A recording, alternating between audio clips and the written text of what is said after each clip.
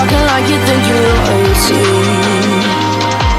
You think that I'm afraid that I don't break. I heard you question my stability.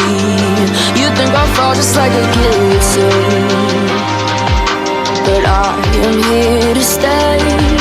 Won't look away. The storm is coming, so you better start running. No, you can't control, feel it in my bones. I'm coming for the, coming for the.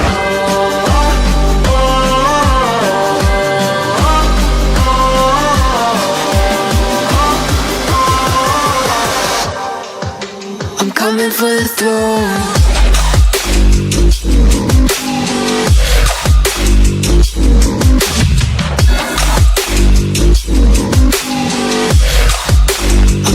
For the throne.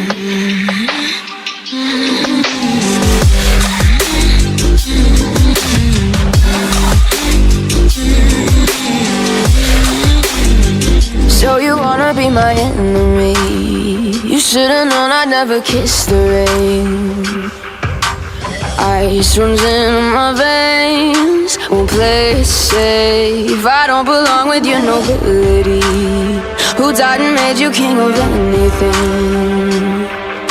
You think that I'm insane, it's your mistake.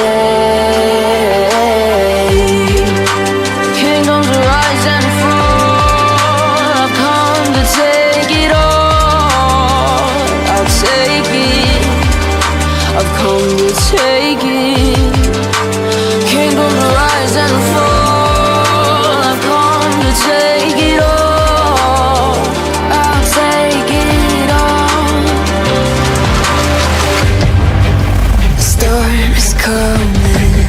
So you better start running. No, you can't control, feel it in my bones. I'm coming for the, coming for the.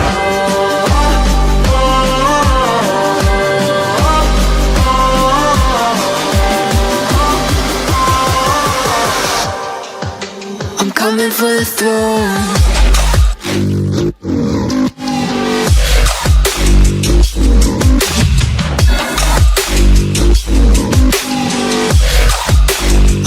For the throne.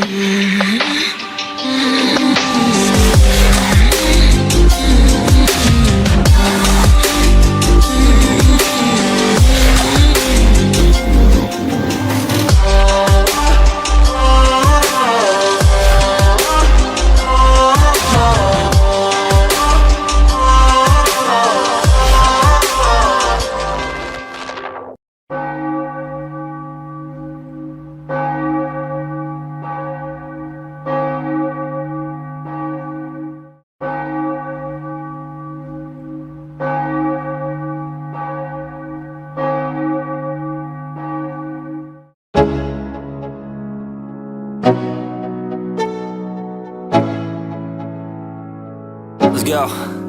Yo, I'm like an addict, do I gotta have it. I ain't even playing, got a really bad habit. If it moves, gotta grab it, fuse like a magnet. Lose, won't have it till I'm doomed in a casket. I ain't playing, got a weird mind. If you work 8 hours, I'ma work 9. If the shit tastes sour, you should taste mine. I'ma stay in power for a long time. Get up, nah, I ain't a quitter. Toss me the ball, I'm a really big hitter. Big picture, I'm a straight killer. Rising the song to the highest bidder. Got juice, got gas, I'ma move fast. New shoes, new tracks, like who's that? I'm new, come back, better than last. Yeah, it's a new me, never gonna look back. Never gonna look back. Cause damn, I was built to last. You move slow and I move fast, and that's facts. Only I can make a change. Slowly take a step today. I will never be the same, cause that's what it takes.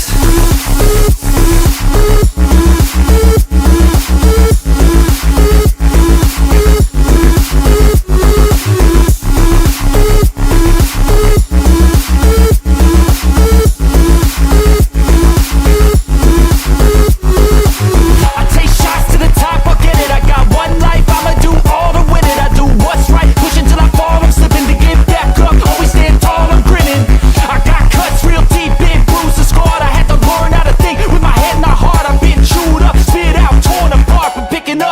pieces is a form of art. I'm never gonna look back, cause damn, I was built to last. You move slow and I move fast, and that's facts. Only I can make a change, slowly take a step today. I will never be the same, cause that's what it takes.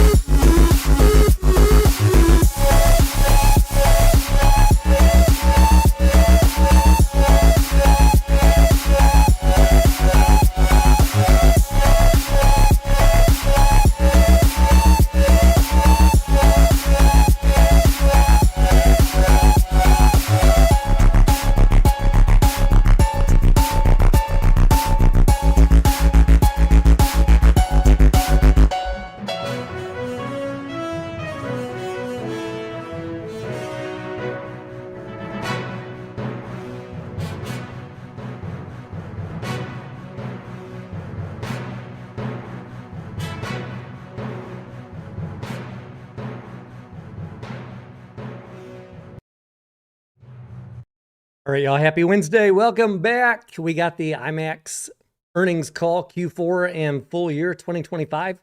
The results just got posted publicly. The call will start in about 5 minutes. So we'll look at the press release really quickly. But the market does like what IMAX reported today. You can see that big green candle on the right-hand side up 4%. This stock is up 100%. Almost last 12 months, which is why we look at other tickers in this industry, because some of y'all would probably like to have some of them that are in the green. And this has been a great stock to trade or hold over the past couple of years. Relative safety and gains after gains. Let's look at the press release. Get it up here on, get it on this. Here we go. February 25th, IMAX delivers above expectations for the full year 2025 across key metrics. Best ever revenue of $410 million, up 16% year over year. Strong operating profitability with net income margin of 11% and record adjusted EBITDA margin of 45%. Holy cow, 45% adjusted EBITDA. Record cash from operating activities of $127 million, up 79% year over year. So operating activities providing $127 million in the last 12 months, up 79%. Highest grossing year ever for IMAX at the global box office. Remember, they have a big presence in Asia. If you want Asia exposure in the movie exhibitor entertainment arena, IMAX is a good one. AMC covers Europe, Cinemark covers South America. IMAX pretty much covers everywhere and heavy in Asia. 2025 system installations of 160 at very high end of the full year guidance. They had guided 145 to 160. So there you go. They hit the high end of their guidance with 160 signings of 166, installs of 160. Guidance for next year points to another strong year, including $1.4 billion in IMAX box office. They're increasing the installs for next year from 145 to 160 this year. They're going to 160 to 175 next year. Just the growth, the demand for IMAX keeps growing. And they have a backlog on installs on top of that. Adjusted EBITDA margin is going to remain, it looks like, around 45% for next year. So we have a couple minutes before we get to hear from Rich Gelfond and whatever analyst questions there are. If you guys have questions in the audience, now is a good time to drop them Actually, I'm going to be quiet in about 1 minute and just listen in with you guys. I did get out the Cinemark recap video earlier this week. The AMC one, I'm ready to publish it, but I have spent my day tweaking, improving, making much more useful for you, I think, the dashboard, the red, yellow, green dashboard that we use and here on the channel. Just something I created to give you guys a visual of how I'm looking at risk versus catalysts. And my past 2 days have been spent mainly making sure that is ready to fully launch to you guys. And we'll go over Cinemark, IMAX, AMC, Marcus Corp. They'll be the first ones. And I'm really curious to put GameStop through the new dashboard too. It's not telling you when to buy. It's more just like looking at a company and what is the overall health of this company visually. Everyone sees numbers. What do they mean? A lot of people don't even look at numbers. They just care about naked shorts. But I look at numbers, and I want to convey to you in terms of red, yellow, green, as any professional analyst would think about it. What do these numbers mean? And when you see them all laid out and then compare them side by side, some things, maybe it'll spur you to have an aha moment. Oh, I need to understand what this is. That if they're worried about it, maybe I should be. If analyst is focusing on this metric, maybe I should. At least, if nothing else, to understand your opponent. If you view analysts or institutions as opponents instead of peers in the game, I get it. It depends if their viewpoint differs from yours or not, but I find it valuable to try and understand people's viewpoint. Still got music here. Still got music.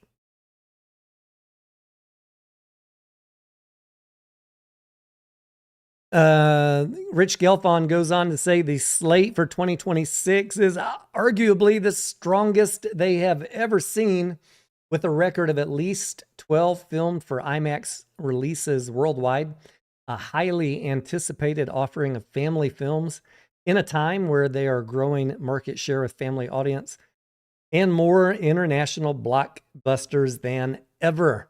The year is highlighted by huge IMAX-centric tentpoles, including The Odyssey later this summer, the first theatrical feature shot entirely with IMAX film cameras, and Dune Part 3, The Mandalorian and Grogu, and Greta Gerwig's Narnia. Well, there'll be a slide in the slide deck going over all of the movies. I don't know if it's in the press release.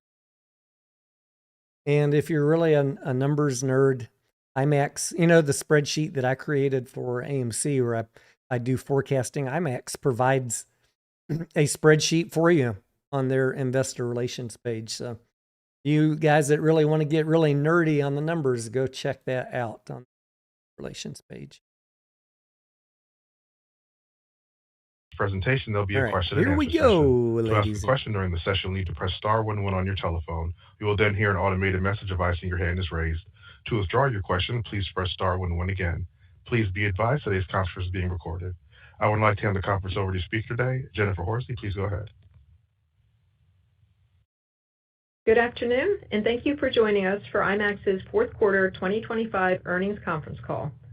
On the call today to review the financial results are Rich Gelfond, Chief Executive Officer, and Natasha Fernandez, our Chief Financial Officer. Rob Lister, Chief Legal Officer, is also joining us today. Today's conference call is being webcast in its entirety on our website. A replay of the webcast will be made available shortly after the call. In addition, the full text of our earnings press release and the slide presentation have been posted on the Investor Relations section of our site. Our historical Excel model is posted to the website as well. I would like to remind you of the following information regarding historical Excel model Today's she's call, talking about. as well as Doesn't the help you accompanying slide predict deck, like may mine does, include but you got statements the that are historical there. forward-looking and that pertain to future results or outcomes. These forward-looking statements are subject to risks and uncertainties that could cause our actual future results to not occur or occurrences to differ. Please refer to our SEC filings for a more detailed discussion of some of the factors that could affect our future results and outcomes. Any forward-looking statements that we make on this call are based on assumptions as of today, and we undertake no obligation to update these statements as a result of new information, future events, or otherwise. During today's call, references may be made to certain non-GAAP financial measures. Discussion of management's use of these measures and the definition of these measures, as well as a reconciliation to non-GAAP financial measures, are contained in this afternoon's press release and our earnings materials, which are available on the Investor Relations page of our website at IMAX.com. With that, let me now turn the call over to Mr. Richard Gelfond. Rich?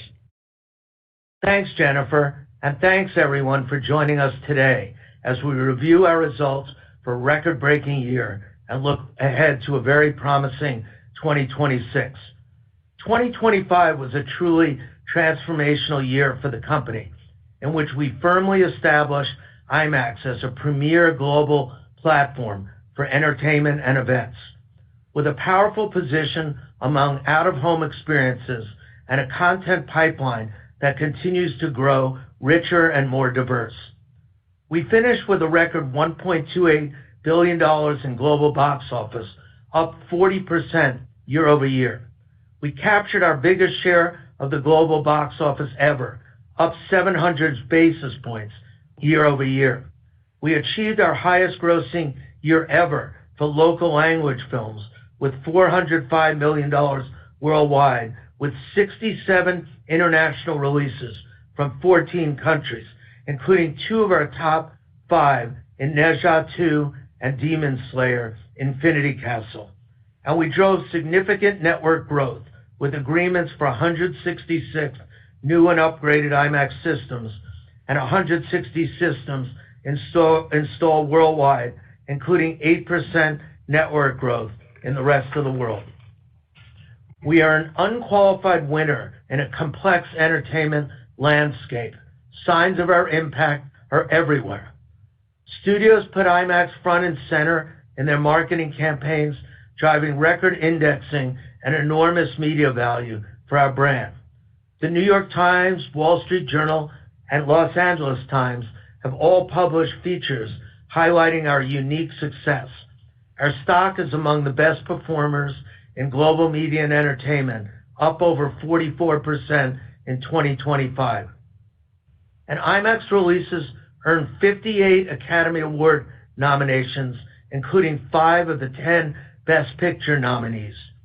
Every one of Warner Brothers' 30 nominations was for a film that played in IMAX, including Sinners, which was shot with IMAX film cameras, and One Battle After Another, which received an IMAX 70mm film run. We delivered at least 20% of the domestic opening for Sinners, One Battle After Another, and F1. Our financial results reflect our progress and the strength and incrementality in our model. We beat projections across almost every key financial metrics, setting several company records. We delivered a record $410 million in total revenue in 2025. We achieved double-digit percentage beats on original consensus estimates for adjusted EBITDA and EPS, with $185 million and $1.45 respectively for the full year. We delivered a 45% EBITDA margin, a record, and our first time breaking 40 since 2019. Record operating cash flow of $127 million for the full year. And in the fourth quarter, we delivered record box office and over 50% growth in adjusted EBITDA and adjusted EPS. We expect another outstanding year in 2026 with a projected $1.4 billion in global box office, 160 to 175 system installations worldwide, and total adjusted EBITDA margin in the mid-40s range with a floor of 45%. And through 2028, we aim to drive revenue growth at high single to low double-digit compound annual growth rate, adjusted EBITDA margin of over 50% by 2028, adjusted EPS growth at twice the rate of revenue, and free cash flow conversion of approximately 50% in 2026 and growing. We believe we are far from our peak, but rather in a period of evolution and growth. With superior immersive technology and unmatched scale, IMAX is the premier global platform for blockbuster content. And blockbuster content continues to grow in importance across the global ecosystem. The world's greatest filmmakers, studios, and even streamers are leaning into blockbuster theatrical releases as drivers of IP and value throughout the chain. As this trend accelerates, IMAX becomes an increasingly valuable player. We're the only game in town with a global platform, content portfolio, and well-recognized brand. We're able to leverage the shift to premium and consumer demand for great out-of-home experiences.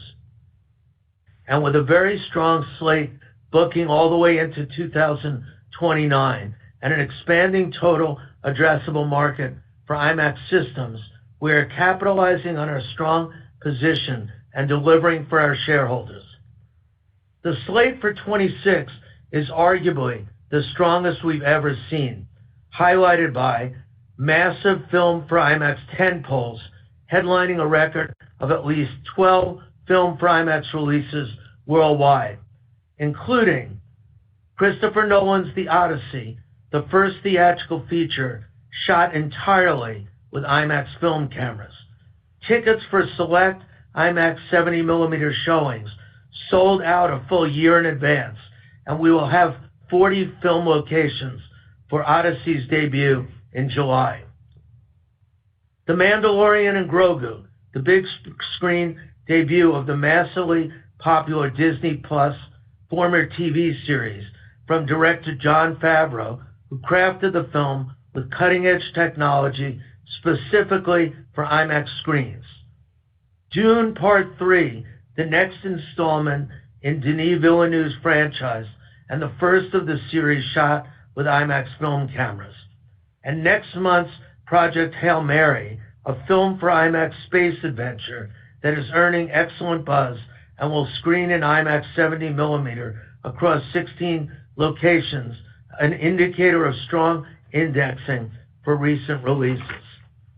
Highly anticipated family releases in a time when family films are leading the box office, and IMAX is capturing a greater box office share of family films than ever before, including Super Mario Galaxy Movie, which we're hearing is testing extremely well, Minions 3, and Toy Story 5.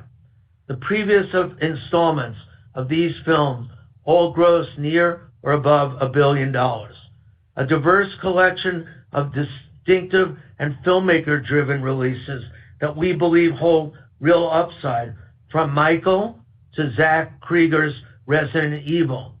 Another strong offering of local language films from around the world, including the eagerly awaited sequel Godzilla Minus Zero from Japan and the Indian epic Ramayana.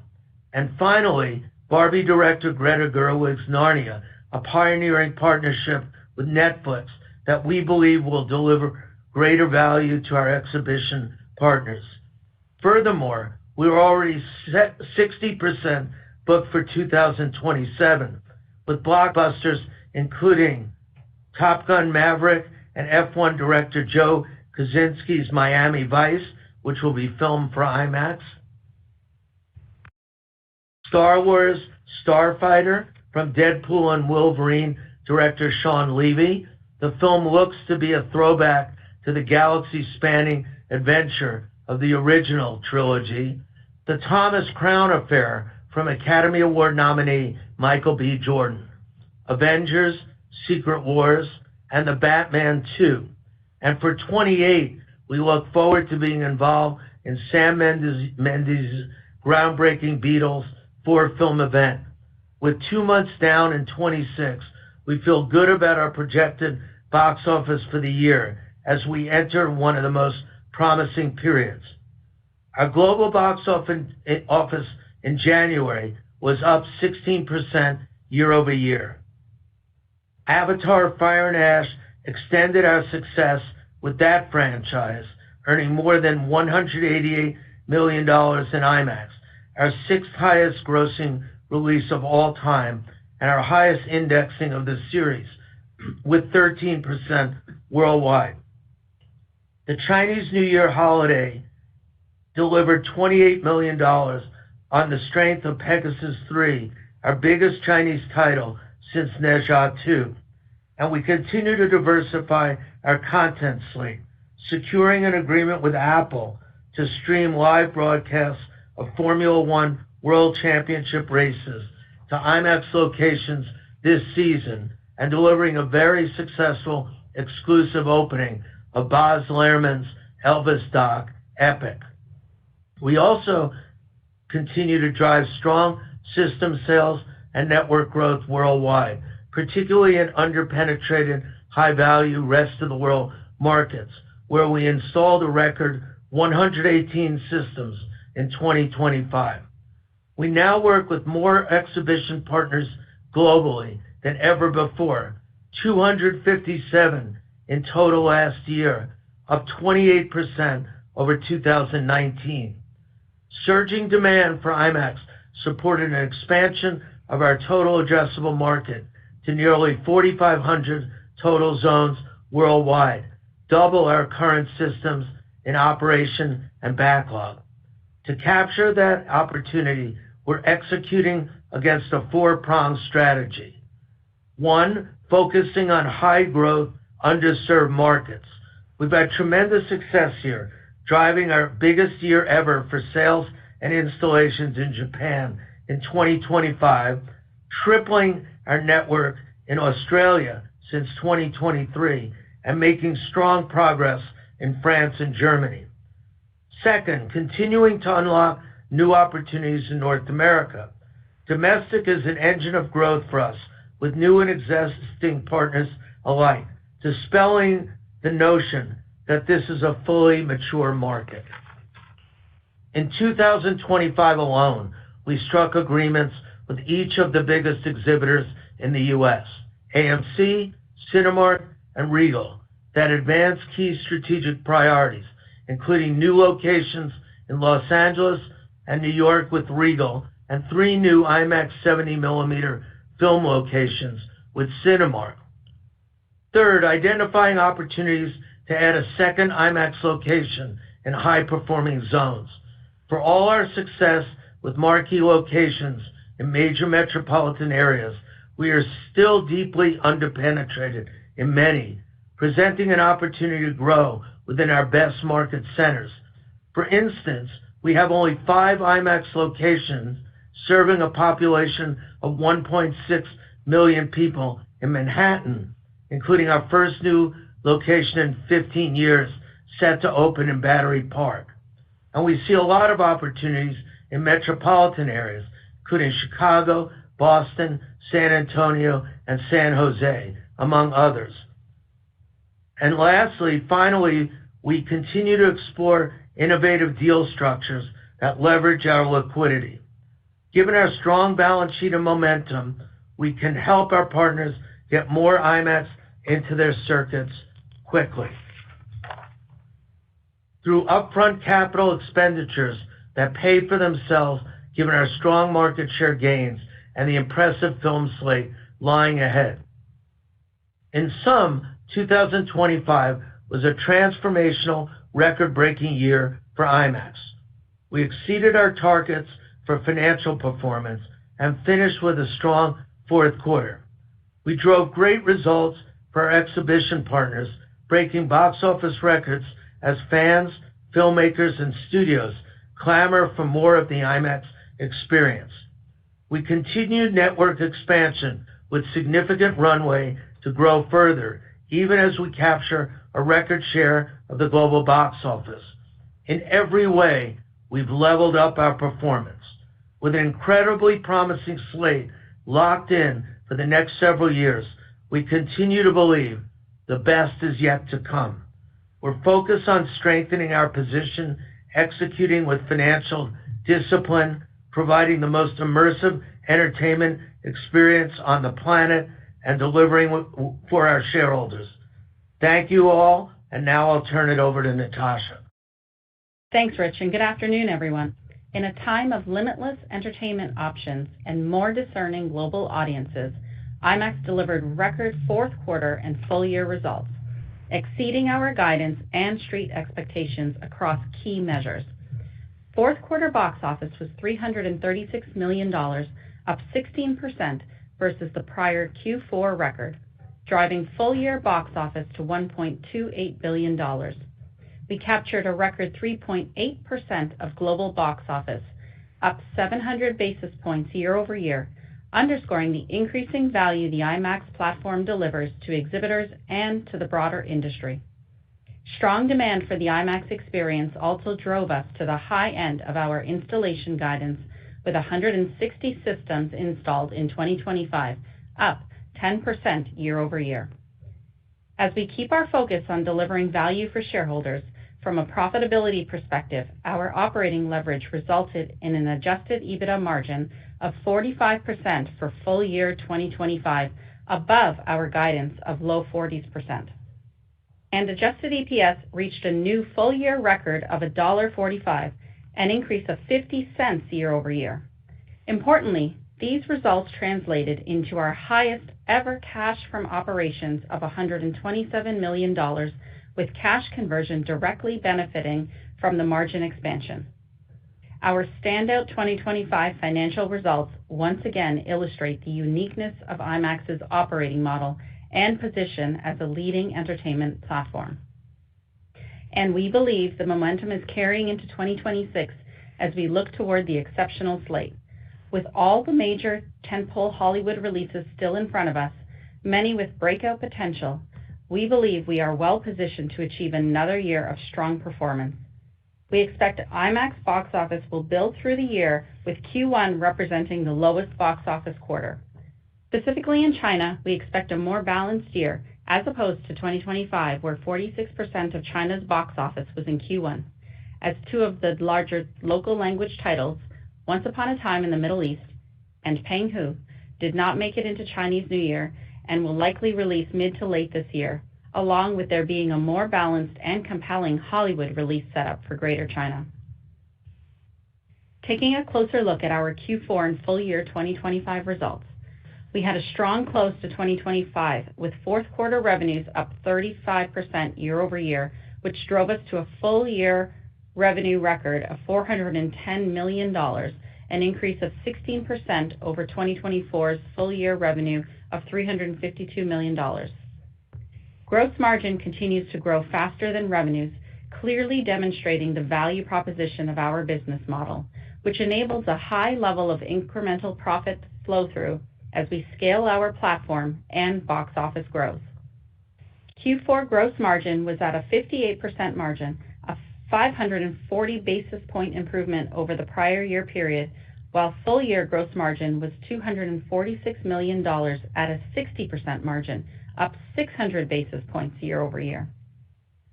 Looking at our results at the segment level, Content Solutions revenues grew significantly, driven by higher box office, with fourth quarter revenues of $38 million, or 50% growth over the prior year comparative period, and full year content revenue growth of 21%. We have continuously focused on diversifying our content offerings and sought to outperform expectations, and 2025 displayed the success of our strategies. Every quarter of 2025 had a different content storyline enabled by our diverse programming strategy. Q1 box office was local language driven. Q2 into Q3, our Film for IMAX program delivered some of our highest indexing levels in our history. Q3 benefited from a diverse mix of local language, horror titles, and alternative content. And Q4 anchored the year with large Hollywood tentpoles.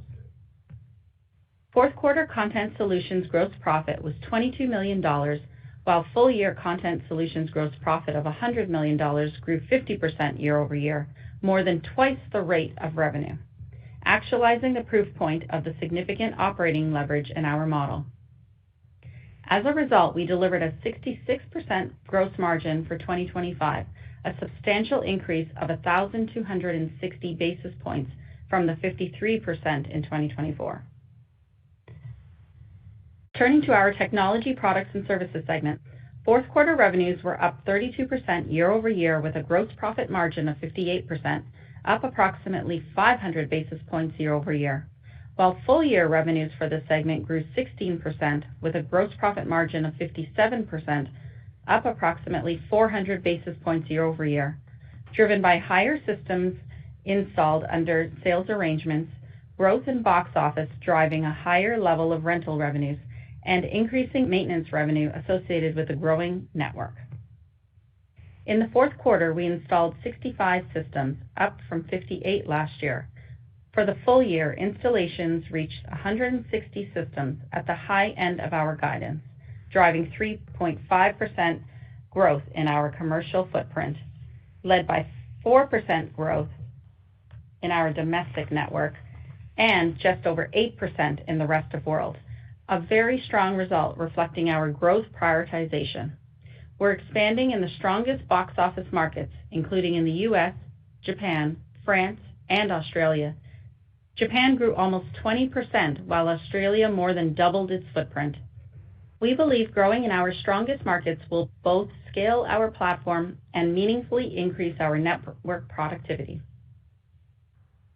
And the engine for future growth remains strong as we completed 166 system signings in 2025, an increase of 28% year-over-year.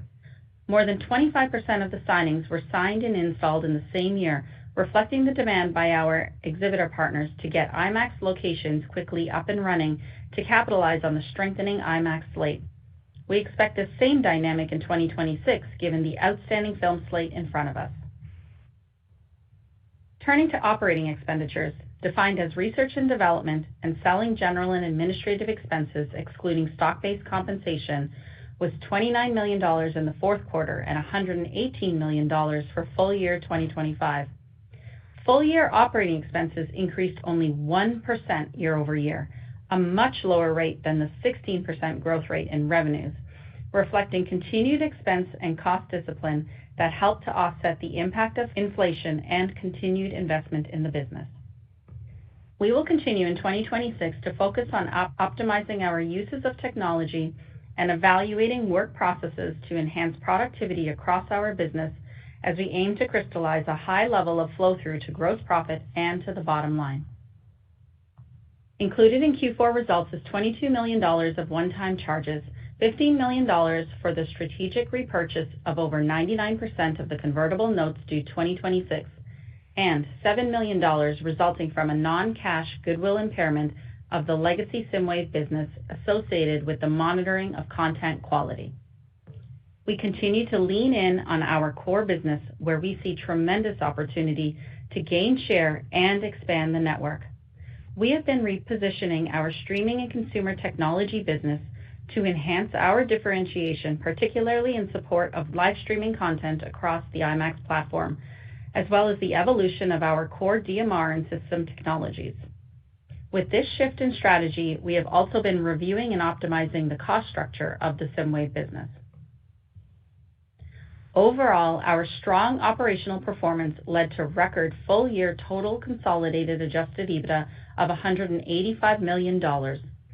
Adjusted EBITDA grew 33% for the full year, more than twice the rate of revenue growth, reflecting the operating leverage stemming from higher revenues coming from both box office and system sales. This resulted in an above-expectation full-year adjusted EBITDA margin of 45%, up approximately 570 basis points year-over-year, and placing us above our full-year guidance of low 40s%. Full-year adjusted EPS was $1.45, up 50 cents, driven by the strong profit growth. 2025's results reflect a 28% tax rate compared to 13% in 2024, or a year-over-year headwind of 16 cents per share. No tax benefits were recognized for the one-time charges in 2025, while 2024's tax rate was unusually low, having benefited from an internal asset sale to more closely align intellectual property rights with its global operations. Turning to cash flow and balance sheet, cash flow from operations of $127 million set a new full-year record, exceeding the previous high of $110 million in 2018, and full-year free cash flow, which includes $28 million of investment in the IMAX network through joint revenue sharing systems, was $85 million, which equates to a record adjusted EBITDA conversion of 46%, or a conversion of 61% excluding this investment in network growth CapEx. We believe these results reflect the positive incrementality in our model, as well as improvements in working capital, which we expect to continue as box office and our network expands. Turning to investing cash flows, we continue to prioritize use of our available capital to invest in the business, including partnering with exhibitor customers to grow and upgrade the IMAX network through joint revenue sharing arrangements, allowing us to benefit from the rising demand for IMAX and the stellar IMAX slate in 2026, 27, 28, and beyond. Our capital-light model and execution have resulted in a strong capital structure. As of year-end 2025, we held $151 million in cash, an increase of 50% from year-end 2024, and $289 million in debt, with a net leverage of 0.7 times. During 2025, we strengthened our liquidity and reduced dilution risk through strategic transactions. We renewed and expanded our 5-year revolving credit facility to $375 million, adding $75 million of liquidity. And in November, we refinanced our 2021 convertible notes with $250 million of new convertible notes at a very attractive 0.75% interest rate. And through this transaction, we simultaneously retired the vast majority of the 2021 notes with cash of $46 million to minimize dilution. Importantly, we also entered into a capped call on the new notes, raising the effective conversion price from a company dilution standpoint to $57 per share. Together, the cash payment for the outperformance in the 2021 notes and the new capped call equates to approximately $70 million, strategically spent to maximize the opportunity for shareholders to benefit from the growth we expect in the coming years, and, in our view, is akin in some respects to that of a share repurchase. To sum up, we aim to build on the momentum in 2025, and as Rich shared, the table is set for 26 and 27, with mega titles like Odyssey, 2 Star Wars movies, Narnia, Dune, and Avengers. Beloved proven family content including Toy Story, Moana, Minions, Shrek, and Frozen. Large fan-based video game IP such as Super Mario, Mortal Kombat, Zelda, and Minecraft. Tier 1 superhero franchise films around Spider-Man, Batman, and Superman, as well as potential for new breakout IP like the upcoming Project Hail Mary film, music-centered content like the 21 Pilots concert and Michael, and new sports ventures such as recently announced with Apple TV for live F1 races. As we highlighted at our recent Investor Day, we believe we have a clear strategy to continue to expand our entertainment platform in 2026 and beyond to bring the IMAX experience to more audiences. We are focused on deepening our relationships with leading filmmakers and building new connections with a diverse array of content creators and studios. At the same time, we are aiming to grow our footprint, box office, and productivity of our network, along with the value we can bring to our exhibitor partners. As we have shown, the growth in box office and our increasing network scale will positively impact our bottom line and cash flows, given the incrementality in our financial model and our laser focus on keeping operating expenses as flat as possible. Given these dynamics, we expect to drive total adjusted EBITDA margin to over 50% in the coming years. That's why we believe IMAX's position has never been as strong. we are focused on executing on the significant opportunity in front of us to deliver on our guidance and expectations for 2026 and beyond, and to drive ever-increasing shareholder returns. With that, I will turn the call over to the operator for Q&A. Thank you. Ladies and gentlemen, if you have a question or a comment at this time, please press star 11 on your telephone. If your question has been answered and you wish to remove yourself from the queue, please press star 11 again. We will pause for a moment while we compile our Q&A roster.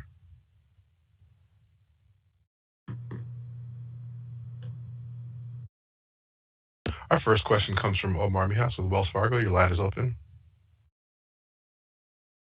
Good evening, and thanks for the question. Rich or Natasha, can you give us an update on the state of the Chinese box office and the early start to the Chinese New Year? We saw Pegasus 3 start very strong and outperform initial expectations, but just curious on how is the overall health of the market and the slate ahead. Thanks. So, Omar, I don't think you could take 10 days and talk about the state of the Chinese box office. I think, when you look at China, Chinese New Year was kind of I'd call it a B slate this year, and very similar to the slate in 24. And what happened was there were a number of titles that were supposed to open for Chinese New Year, and they slipped. They weren't done in production, and they moved them to this summer. So I think, that's what accounted for kind of modest results during that period of time. But I think in the summer will be better than we thought it would be, because we thought those movies will have played earlier. So I think, the result is more a matter of timing than it's the result of any trends in the Chinese box office.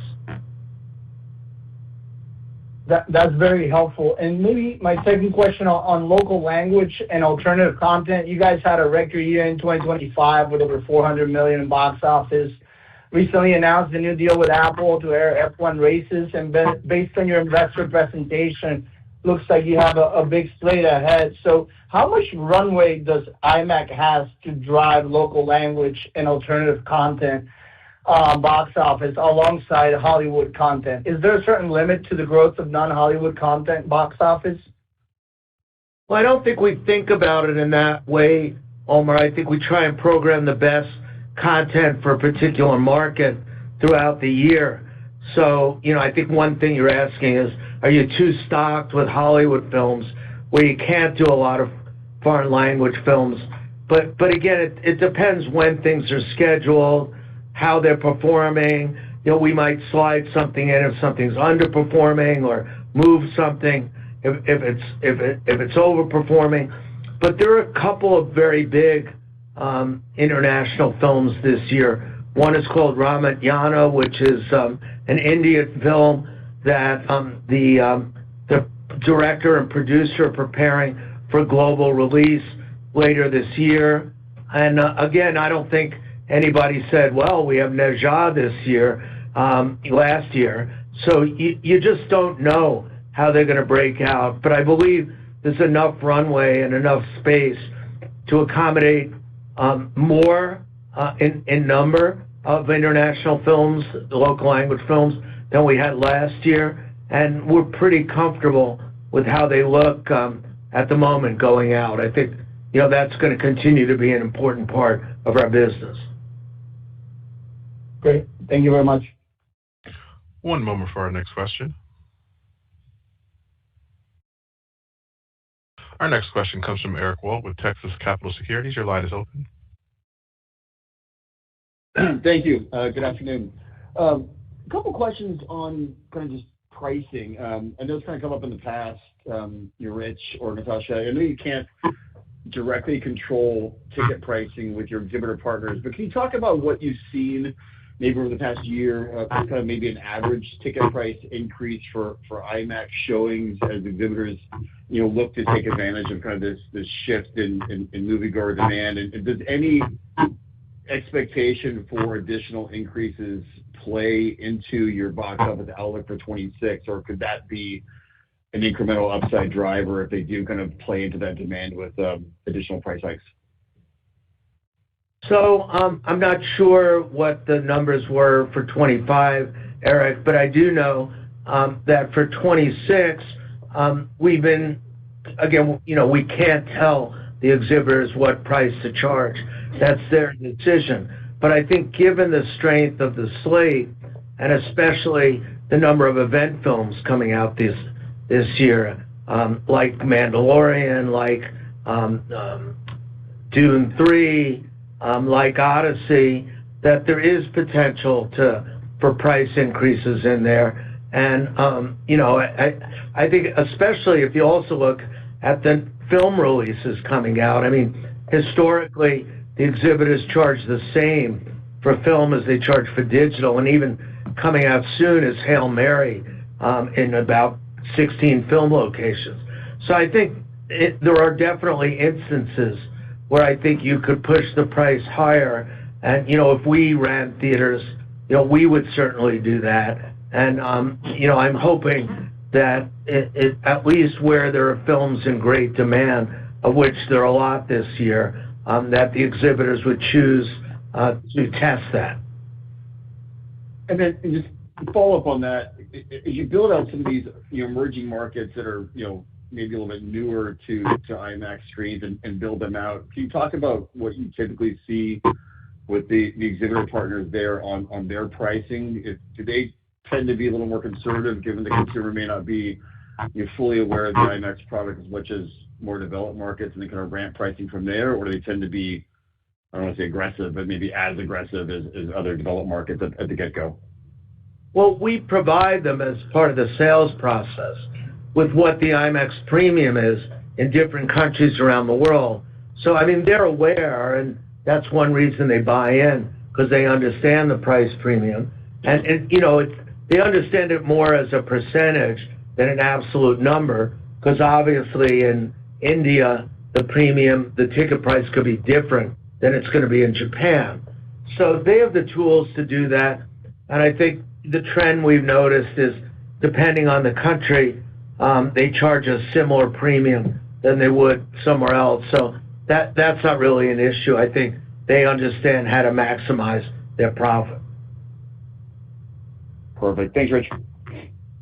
One moment for our next question. Our next question comes from Michael Hickey with StoneX. Your line is open. Hey, Rich, Natasha, Jennifer, congrats, guys. Amazing 2000. First question, Rich, just on your film cameras, really, really remarkable run here you've had with Sinners in 25, and getting 16 Oscar nominations is really remarkable, and one Battle for Another as well, which I think was under digital cameras. Sorry, Mike. We got over 50 Oscar nominations overall. Totally, but I'm just focused on Sinners. But you're right. I mean, it's truly incredible. And 23 was Oppenheimer. This year you've got Odyssey, Dune. You got your next gen cameras with Odyssey, which are quieter and lighter. One, I guess, how do you know? I'm curious how you're going to answer this, Rich. How do you know the right films to pick? Because some are obvious, but you look at something like Sinners, I mean, that was not obvious. And obviously that's been an incredible success. How are you, and I'm sure it's an ecosystem thing, but how are you approaching and finding the right films to pick when you have this consistent level of success, obviously durable? What opportunities? Obviously, we see a lot of them, but I imagine your phone is ringing more than ever. But it's installations, maybe a better opportunity to scale more these 70mm film opportunities, or just relationships with filmmakers, talent, and your competitive vote overall. Just sort of curious, how this builds your overall opportunity over time. So, Mike, it's the perfect time to ask you that question, because I've been out in LA for over a month right now. And, I've been meeting with filmmakers, I've been meeting with studios, I've been meeting with producers, and you're quite right. The demand is, very elevated from over it was before. So I'll give you a couple of categories of answer, like something that never would have happened years ago, but like well-known filmmakers who will approach us and will say, I want to do an IMAX film, and they'll actually do like a pitch, and they'll come in and they'll tell us what it's about and why they want to do it in IMAX and why it's important to them. And that's a category, and obviously I can't say who, but last week we got pitched by some very well-known filmmakers, and it's a little bit off the beaten track. So if someone had sent in a script, we might not have been interested, but we are interested because it was very unusual. It doesn't fit in a box. Another way, which I think is really important, is the relationships we have with existing filmmakers. So, one example would be we've done a lot of films with Joe Kosinski over the years, and then he did Top Gun Maverick, and obviously it was a huge success and a huge success in IMAX. And then we did F1 with him, which is not as well-known IP, obviously, and it became one of our top films of the year. So Joe is working on his next project, which is Miami Vice, and he came to us, and then we started talking to him about the different opportunities to shoot in IMAX and, different tools, and, we're still working our way through that. And then, it'll be studios who will say, by way of example, Warner knows it got 30 Oscar nominations, so they're looking at their slate, the people who run the studio, and they're going to a filmmaker and they're saying, hey, have you thought of shooting this with either IMAX film or IMAX digital cameras? So there's a lot of opportunities that come in.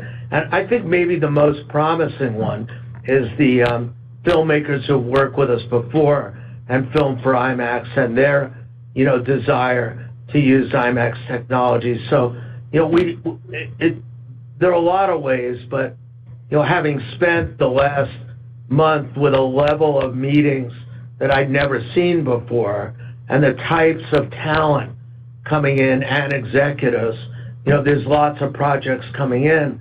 And, without spending much more time on this, if you don't know the filmmaker that well, you look at their reputation, you look at other things that they've shot and what it looks like. A big thing for us is the filmmakers also leaning in to the IMAX of it all. And a great recent example of that was Ryan Coogler in Sinners, as you probably remember. He made a pamphlet about aspect ratios.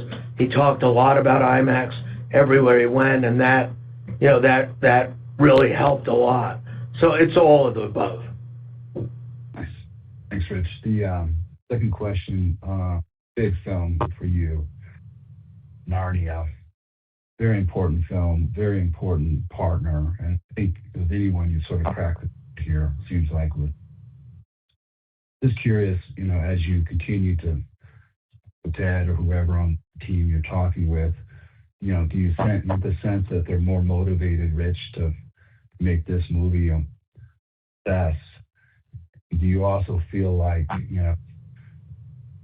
that there's a bigger opportunity maybe in the future with this model that you've created here, which obviously was smart, or maybe your normal model, you use your cameras. I guess sort of your excitement for Narnia, the input from Netflix, and the future opportunity you would see with that really for yourself and the broader end. So the first point, Mike, is that, we make movies with filmmakers, and, studios or streamers are part of the system. So Greta, as you know, came to us because she was excited about releasing it in IMAX, and together we plan to talk this through with Netflix and brought Netflix into the fold. So the most important thing is that Greta is incredibly excited, and when she thinks about how to make the movie, and she thinks about the sets, and she thinks about the magnitude and scale, she really leans in. And, it's too early to see a rough cut, but from conversations with her, I believe she's making a movie that's going to look fantastic in IMAX. And that's the thing that probably makes me the most confident. In terms of the business model, I mean, Netflix has approached us about a number of projects since we did that deal with Greta. And, some of them we did under different sorts of models, like Frankenstein with Guillermo del Toro, and a number of other things over time. And, we're always talking to them about different ideas. My hope when I did this deal was this model's going to work so well, and I'm not talking about only the box office, but remember the point of it is to create a buzz and a cultural event. And I think when Greta releases this in IMAX, it will be a cultural event. And I think they're going to get the benefit from that of increased streaming hits after that. Remember, it's a series of books. It's not a one-off, and it's going to help build an event. And I think that's what we really do. So I'm very optimistic that, when the IMAX audience sees that movie, there's going to be the kind of reaction which is going to lead to a number of good things. Thanks, Rich. Good luck, guys. In the interest of time and to allow everyone to participate in the Q&A portion of today's presentation, we ask that you limit yourself to one question. One moment for our next question.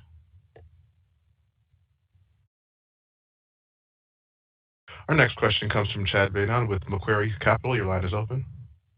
Hi, good afternoon. Thanks for taking my question. You guys at the Investor Day and reiterated today talked about the high single-digit, low double-digit growth through 28 and hopefully beyond. I think a big component of that is that under-penetrated rest of world opportunity that you've spoken about. So, Rich, what do you think the main catalyst is at this point? The business model makes more sense every year for these exhibitors. You're clearly putting up the results. Local language is working. So what's the next inflection point to grow the pipeline for that rest of the world? Thanks. So when you look at the slate going ahead this year, and I believe the financial returns that follow for the exhibitors, for us, we've talked a lot about that, but for the exhibitors, I think it just makes so much sense. And, obviously, exhibition has had its challenge in its traditional industry, and I think it's certainly looking for growth opportunities for it and for its network and its strategy. And I think, they look at their box or someone else's box next door that's selling out and is getting very attractive paybacks.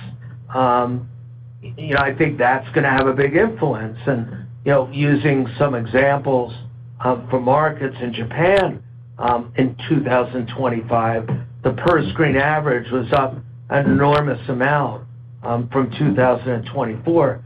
So the returns to the exhibitors are much more attractive. So it probably doesn't surprise you that there's a lot of activity coming out of Japan in 26. And our team was over there, and there's a fairly large number of deals under discussion. Also, Avatar really did extremely well in certain areas like France and Germany, where it was among the leading markets in the world in numbers that were a step change over the previous year. So there's a lot of activity this year, inquiries coming out of France and Germany.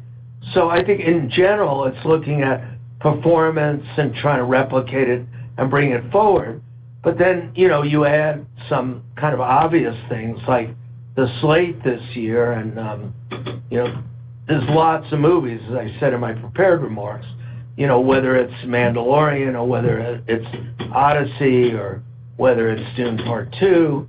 And I think people want to get open in advance of that. The people who opened before Avatar, we looked at the number, I don't recall, but I think we opened like 27 theaters right before Avatar opened. And you look at the performance of those theaters by being open for Avatar, their ROI and their payback period were far superior to what would have been if they waited. And our team around the world is using that data and sharing it, and I think that's what's helping create a catalyst. We're also being a little bit more flexible, as we talked about in our prepared remarks, in using some of our capital in different places in the world where we know the results are really terrific. So, I'll use Japan again as an example. But the numbers were so strong and compelling, the payback periods are fairly short, and the economics very good. So we're seeding some of those markets by using a small amount of our capital to help jumpstart them. So I'd say all of that. Thanks, Rich. Appreciate it, guys. Good quarter. One moment for our next question. Our next question comes from Steve Frankel with Rosenblatt Securities. Your line is open. Good afternoon. Rich, you had a big install quarter in Q4. Given the demand situation, how much more can you ramp your team or to take that to another level? Yeah, it's just a question of timing, Steve. So, if you ask me how many we could install in the fourth quarter, the answer is an awful lot, because it's like analyze it like a supply chain. So can you order the parts in advance? Can you do the designs? Can you deploy the teams? So sort of in any given year, it's a much larger number than we're doing now.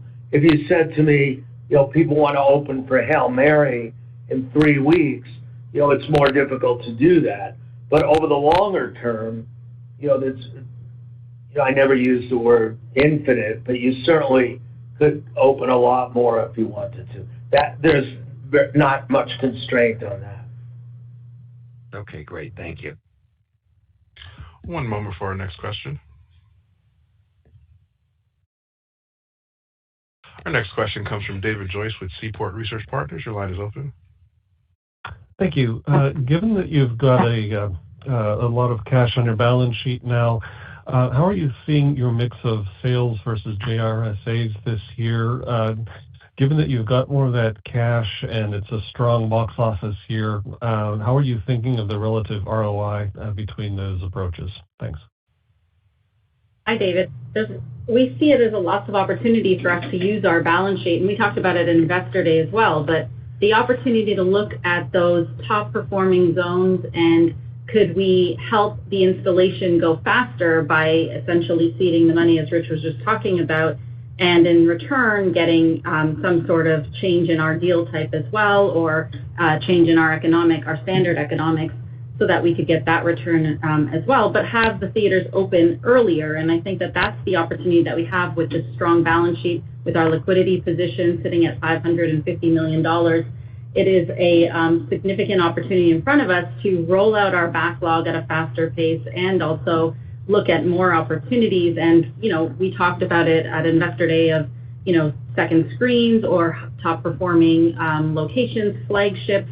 And so we think that while we look at not only investing in our business with respect to our own technology and the way that we operate in the Film for IMAX program, and we invested in cameras, there's also the opportunity to look at expanding the network. And I think what's been great is this past year we expanded our domestic network by 4%, and we expanded our rest of the world by over 8%. And so we are using our capital in the right way right now, and we see the ability to ramp that up.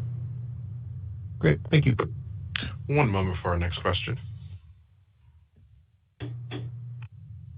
Our next question comes from David Karnovsky with JP Morgan. Your line is open. Hi, this is Scott Hastings on for David Karnovsky. Thanks for the question. I just want to ask on STL installs and upgrades this year. Is there any insight you can give us on expectations regarding market mix? You've been talking about more opportunities in the U.S. and whatnot. Should we expect revenue per install and revenue per upgrade to be relatively stable year over year? Thank you. So generally, yes. I think that we have a standard sort of selling price. Now the opportunity is as the box office grows, and you would have seen it in the incrementality in our model in 2025, the JV systems, we have the ability to capture more box office there. And as our box office grows. And so I think that as you look at the mix, we did guide towards 160 to 175 systems with a mix of 45 to 55% sales to JV mix. So I think we're still tracking towards that. That's what we've guided publicly, and we'll keep working towards that. I think the opportunity, though, is looking at how do we capture more from those JV locations as the box office grows there as well. And that was one of the significant contributors to us not only having the over 45% adjusted EBITDA margin, but also our cash flows that came in at a record level. Okay, gotcha. Thank you. One moment for our next question.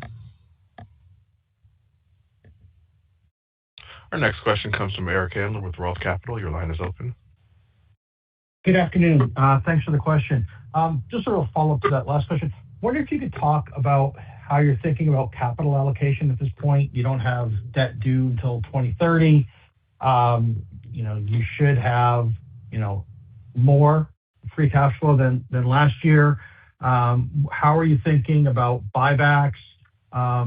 You've had good luck. You've had good returns with the JRSAs. Where else can you sort of invest internally that you think would get high returns as well? So, Eric, I think the best place we can invest is in our network growth. And that's because, when you look at PSAs this year compared to last year, when you look at the films that we have in 26, the slate, but maybe more importantly, you look at the backlog of films in 27 and 28. Like, we have an insight that most operators around the world don't have, which is we know what our slate is going to be going forward, and we have kind of a unique perspective on how it's going to perform, and we have a perspective also on how IMAX fits into the ecosystem. So if we have an opportunity to leverage our network growth or leverage our returns through maybe steering a deal one way or the other way, we think the releveling of IMAX is probably the best opportunity there is in terms of where to put our money. Now, I would also add that, people didn't think of it this way, but Natasha mentioned it briefly in her remarks. But when we issued our new convert and we took out the old convert, we could have taken out the shares that were in the money in two ways. One, we could have given people shares, or two, we could have used cash. And we took them out with cash, which effectively lowered dilution and was analogous to a share buyback. So obviously, we're open to being opportunistic in various ways, but we're very focused in how to capitalize on our growth. Thank you. One moment for our next question. Our next question comes from Patrick Shaw with Barrington Research. Your line is open. Hi, thanks for taking the question. Just in terms of installing into like a second screen in a zone versus entering a new market, is there sort of any difference in the return profile or the speed of getting to sort of like, I guess, a steady state of PSAs? There doesn't appear to be a difference because, if we're putting a second theater in a zone where the exhibitor is, it's usually a very successful zone and the brand is well known there. So you're leveraging off of your previous success. And I know we've been saying for a while that, we're going to do more of that, but we've actually taken some concrete steps with different exhibitors and identified specific locations where we would put a second screen in and are discussing with exhibitors. And, seemingly they have a more open mind to it than they did in prior years, especially coming off the strong results in 25. So I think you should model it as a similar return profile, but I'd be surprised if you didn't see some of that materialize this year. Pat, the other thing to consider is that is that we have a very experienced team who is involved in the analysis of the returns on locations and really assessing what is best for the IMAX business. And I think that's one thing we've proven over the years is that as we continue to expand, we're expanding in locations that are returning to our bottom line as well. And we do analyze each of our locations as we look through signing new deals, signing upgrades, signing whether it's second screens or flagships, and assessing to make sure that it hits our ROI hurdles. Yeah, and I think I'd also like to remind you that the converts we issued, the interest rate is 75 basis points. So, this is well-priced capital for us. Okay. Thank you. One moment for our next question. Our last question comes from Drew Crum with B. Riley Securities. Your line is open. Okay, thanks. Hey, guys. Good afternoon. Thanks for sneaking me in. Rich, I want to go back to the discussion around alternative content and the partnership with Apple TV for Formula One. It looks like the initial launch is U.S. only. Do you have the ability to add international screens? And more broadly speaking, how are you thinking about bringing more live sports into your programming mix? With 2026 being a World Cup year, is that a consideration? Thanks.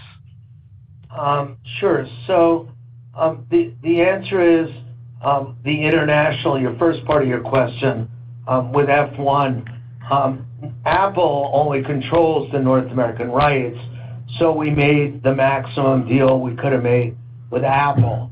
But we are exploring the possibility of looking at international races, and we are following up on that. But again, that wouldn't be through Apple. That would be through others, and we announced this in the last 2 days. So it's a little premature to expand on it yet.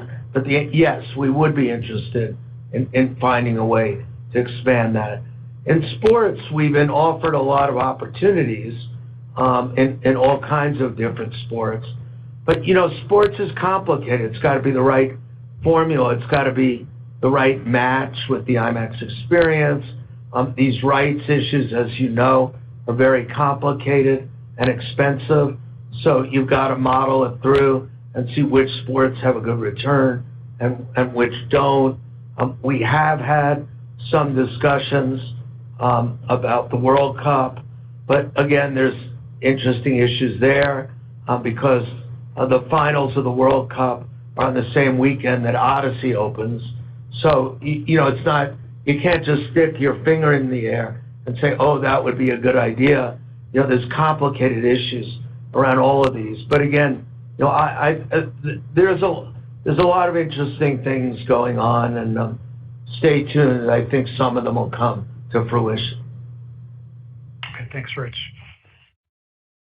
No, I'm not showing any further questions. I'd like to turn the call back to Rich for any further remarks. Yeah, so thank you very much, operator, and thank you all for joining us. I really appreciate people who have invested in us for a period of time, because 2025 really brought the pieces together. And as a management team, we had high hopes, and we always believed that all the pieces could come together and put us, in a new place. And I've tried, the quantitative results are evident in what we reported. The qualitative ones are less evident to you, but if you were living my last month in LA, they would be equally obvious to you. And it's very gratifying to, be seen as a different company in such an important position, not only in Hollywood, but around the world. And I think our job is to make sure that we use that place and we use our momentum to continue the growth rate and, maybe even make it higher and really capitalize on where we come into and making sure that we take full advantage of that opportunity. And thank you all for joining us. Thank you, ladies and gentlemen. This concludes today's presentation. We thank you for your participation. You may now disconnect and have a wonderful day.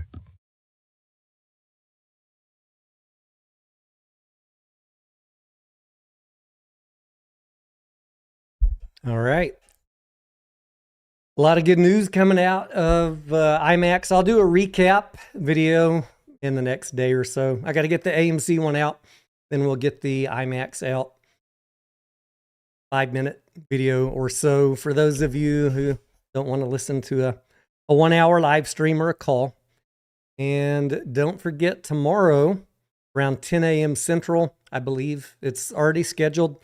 Here on the channel, we have the earnings call for Marcus Corp, another cinema exhibitor. I do own some MCS, that is the ticker. This is a primarily northeastern chain that owns both movie theaters and hotels, which is a nice, interesting twist. And maybe one you put on your due diligence list. We cover it once a quarter here, and we trade the stock. It's been a good trade. Along with IMAX, been a good trade. Cinemark's been a good trade. Don't get your head stuck in the sand, only picking one stock and letting all these, don't want to be passing by diamonds to pick up pennies. I mean, I sure don't. Let's look at all of the cinema tickers here. AMC closed down today. 1 penny, $1.16. IMAX closed down but is up $1.48 after hours based on the good news and the good outlook for the rest of this year. Marcus Corp up 1.6% today. Looking forward to their call tomorrow. We'll see how their market share held up. And then Cinemark. I think I talked to my sister about Marcus Corp too. She lives up in that area. Maybe we'll talk about her feedback on those theaters. Cinemark up 34 cents today. $26 flat after hours. Other meme stocks. GameStop up 45 cents today, 24.22. Gold and silver baskets. They had a good morning and then gave the gains back, it looks like, at the end of the day. This is our gold junior miner basket here. In the top left, we got our silver junior mining basket in the top right. SLV in the bottom left. Hycroft, bottom right. They all kind of look the same. Hycroft following the, and the baskets in general, following the price of silver and gold. Still waiting on the technical report with economics from Hycroft. Later this quarter, someone asked me, have I put out any videos on Hycroft recently? I have put out recent videos, but I'm not putting out, it's exciting what's going on with silver and gold, but what really matters next, if you're in Hycroft, thinking about it, trying to decide what to do, is this quarter they promised, we got 1 month left. They promised there would be a technical report with economics. And it doesn't matter what I say today. The next inflection point up or down for Hycroft is going to be dependent on what that next technical report with economics says. So I'm kind of waiting on that and crossing my fingers that Eric Sprott has been buying for the right reasons, if you know what I mean. So we will probably see y'all back later this evening for an evening live stream. No movies planned tonight. I'm running out of movies to see. Maybe this weekend we'll finally knock out Wuthering Heights and Goat. I've been trying to see all the small movies before they pull them. But those two bigger movies, I think we're safe to wait till this weekend. And don't forget, we have Scream 7 coming out this weekend, and estimates on that one are between 50 and 60 million for the 3-day weekend, maybe higher than 60, we'll see. And we'll probably have about an 80 to 90 million dollar 3-day weekend. So that's where we're at on movies and IMAX. Thank you guys for watching. We will check back with you later this evening. candle down by the dip, gotta hold our ground. We've been waiting for so long, hedges rain will soon be gone. A green candle up, a red candle down, by the dip, gotta hold our ground. Hedges gains are dead and gone, but the shorts we're going long. If you doubt it, sit and stare. If you love it, buy a share. A green candle up, a red candle down, by the dip, gotta hold our ground. We've been waiting for so long, hedges rain will soon be gone.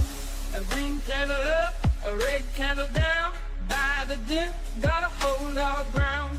Hedges gains are dead and gone, but the shorts we're going long. If you doubt it, sit and stare. If you love it, buy a share. A green candle up, a red candle down, by the dip, gotta hold our ground. We've been waiting for so long, hedges rain will soon be gone. A green candle up, a red candle down, by the dip, gotta hold our ground. Hedges gains are dead and gone, but the short we're going long. If you doubt it, sit and stare. If you love it, buy a share. Green candle up and red candle down, by the dip, gotta hold our ground. Hedges gains are dead and gone, GameStop's rising, going strong. If you doubt it, sit and stare. If you love it, show you care. A green candle up, a red candle down, by the dip, gotta hold our ground. We've been waiting for so long, hedges rain will soon be gone. A green candle up, a red candle down, by the dip, gotta hold our ground. Hedges gains are dead and gone, but the shorts we're going long. A green candle up, a red candle down, by the dip, gotta hold our ground. We've been waiting for so long, hedges rain will soon be gone. A green candle up, a red candle down, by the dip, gotta hold our ground. Hedges gains are dead and gone, but the short we're going long. If you doubt it, sit and stare. If you love it, buy a share. A green candle up, a red candle down, by the dip, gotta hold our ground. We've been waiting for so long, hedges rain will soon be gone. A green candle up, a red candle down, by the dip, gotta hold our ground. Hedges gains are dead and gone, but the short we're going long. If you doubt it, sit and stare. If you love it, buy a share.